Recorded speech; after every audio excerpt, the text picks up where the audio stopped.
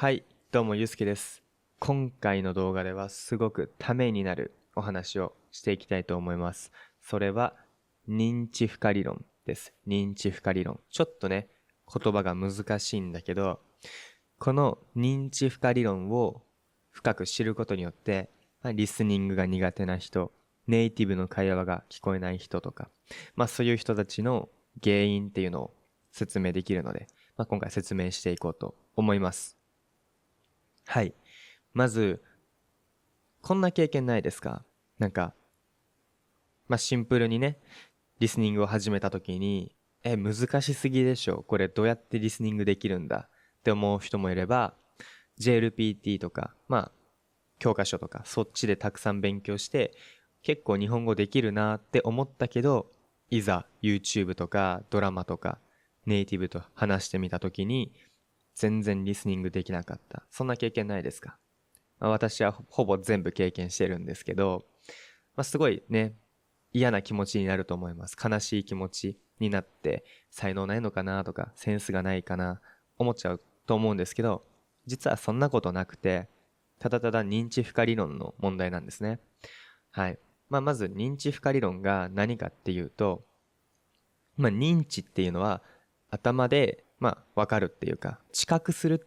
この知覚って言葉も難しいんですけど、脳で知覚する感じです。で、負荷っていうのは、どれぐらい頭を使っているか、頭がそれを理解するために、どんぐらい頭を回転させてるか。頭を回転させるっていうね、日本語の表現があるんですけど、頭を回転させてるかです。で、理論は理論。で、これで認知負荷理論なんですけど、簡単に言うと、どんだけ頭を使ってますかって感じです。で、リスニングってめっちゃ難しいと思うんですけど、これなんでかっていうと、リスニングっていろんなものを同時にやってるんですよ。マジでね、人間は本当にすごいなって思います。詳しく言うと、例えばリスニングって、まず音を聞くじゃないですか。音を聞く。そして、音を、その音自体は意味がないんですけど、そこに意味を持つ、意味を見出すのが人間です。音を聞いて、音がつながって、あ、ここが単語だってわかるじゃないですか。で、これが意味になるわけですよ。でも文章って単語1個だけじゃなくて、助詞とか使われてますし、文法も使われてるし、いろんなものが合わさって一つの、文になる。で、そして最後それを、その文の意味を理解する。全体の文の意味を理解する。これを同時にやるのがリスニングなんです。で、このリスニングなんですけど、このリスニングができる人とできない人の違いっていうのは、この、どんだけ早く処理してるかなんですよ。どんだけ早くというか、楽に処理してるか。例えば、先ほど言った教科書英語ができる人。教科書日本語ですね。教科書日本語ができる人っていうのは、教科書の日本語をたくさん勉強したことによって、綺麗な日本語を早く理解することができる。綺麗な日本語に慣れているわけです。で、私も同じ経験して、私はすごい学校のね、テストが得意で、一番だったんですよ、高校の時。なんだけどネイティブと全然会話できなかったんだけど、やっぱりそういう教科書とかって常に似たものが出るので、すごいね、なんかリスニングできて、できるって感じになると思います。これは、すごいいいことなんですよ。別に悪いことじゃないし、むしろ、しっかりと頭がね、リスニングのために働いてるっていうところで、そのネイティブのやつを聞いたときに、じゃあなんで聞こえないのかっていうと、まず、ネイティブって音をよく変化させるんですね。日本語に関しては方言とかもあるし、もう結構大胆に変化させたりもします。例えば、熱くないって言葉が、熱くね。ちょっと男っぽい言い方なんですけど、熱くねみたいな言い方したりします。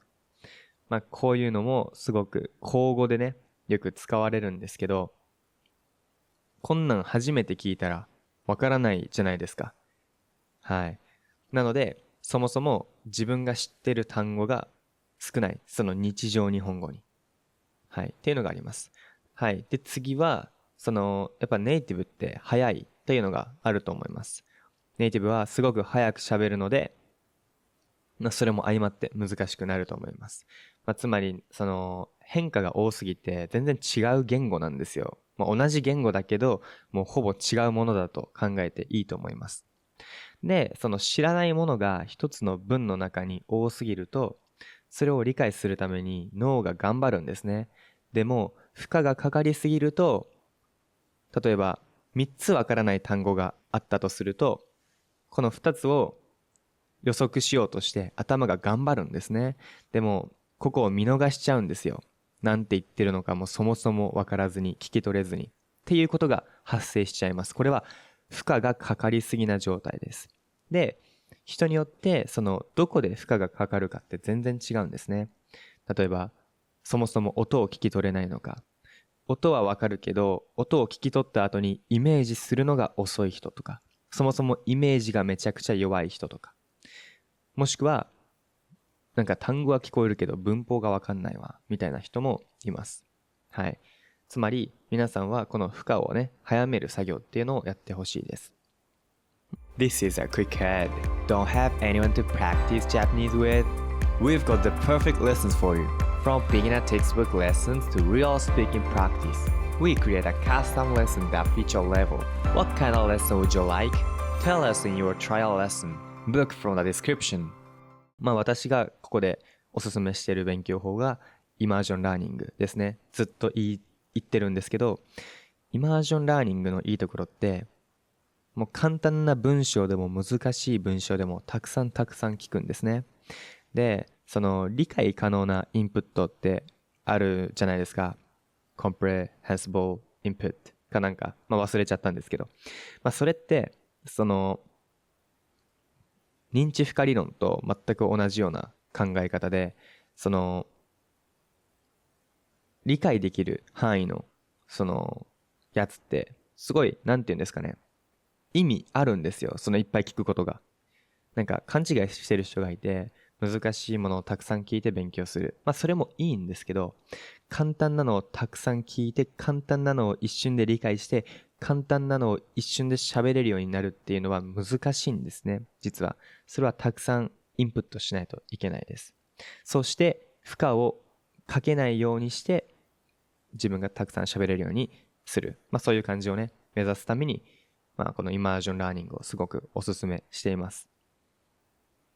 すごいね、イマージョンラーニングにも、イマージョン仮説にも、すごい、なんか通じる話というか、すごいためになる話だと思います。なので、皆さんがね、今、リスニングでちょっと詰まってるんだったら、理由を考えてほしいです。わからないときに、わからない理由が絶対あるんですね。そもそも音が聞き取れてないのか、文法がわかんないのか、そもそも語順が全然慣れてないのか、語順が全く違うのでね、それもめちゃくちゃ難しいんですけど。はい。なので、自分の脳がその文章になれるための勉強をしてほしいです。私がよくやった勉強法、英語を勉強し始めた時にやった方法なんですけど、これはもうずっとシャドーイングですね。ずっとシャドーイングして、わかる文章をたくさん音読することによって、もう文章を暗記しちゃうぐらい、もうマスターするんですよ。で、その中に出てくる文法とか、語彙とか、そういうのは逆に次、他の文章で出てきた時にすぐ理解できるようになるんですね。こういう意味でシャドーイングって本当に効果があると思います。特に本当にリスニングのためですね。でやっぱりリスニングってめちゃくちゃもう言語の勉強で大事なので、スピーキングにもライティングにもリーディングにも全部影響するので、特にスピーキングなんてね、言葉のキャッチボールだから、そもそも聞こえなかったら言い返せない、話せないじゃないですか。はい。なので、ぜひ皆さんにはこの認知負荷理論習得してもらって、これを極めてほしいと思います。理解をして、この認知負荷理論がうまくいけば、もう理想はですね、話を聞くじゃないですか。でも聞いているときに、すごい負荷が少ないから、聞きながら次の返事を考える。そんなレベルまでいけると思います。皆さんの自分のその言語がそうだと思います。母国語がそうだと思います。途中で話遮ったりする人いるじゃないですか。あれはもうすでに頭が考えてたりするんですね。実際に人って話しながら予測したりもするんですよ。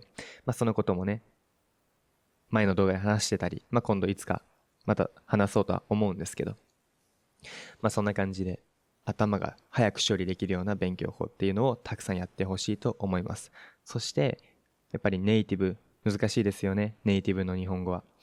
それをサポートするために本当にサポートしたいので、私というまで今暗記の単語帳、スラング専用の単語帳を作っています。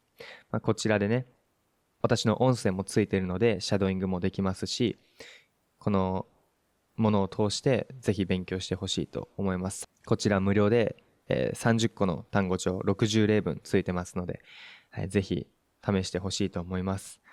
はい、今回の動画はここまでです。オンラインレッスンの方もいつも通り、募集してます。もし私とゆうまと一緒に勉強したい方は、概要欄の方から予約の方お願いします。今回の動画はここまでです。ありがとうございました。また次回の動画でお会いしましょう。じゃあね。